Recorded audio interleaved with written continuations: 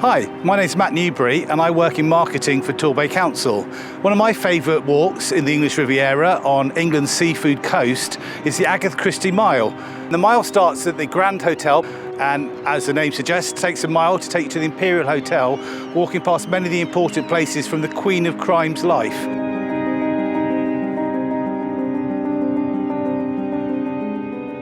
What I think is interesting about this walk is it looks at Agatha Christie's childhood. She grew up in Torquay. She was born here in 1890 when this pier was completed. So you go to where she learnt to swim, you go to where she roller skated, this very pier, you go to where she had a concert and was proposed to straight after.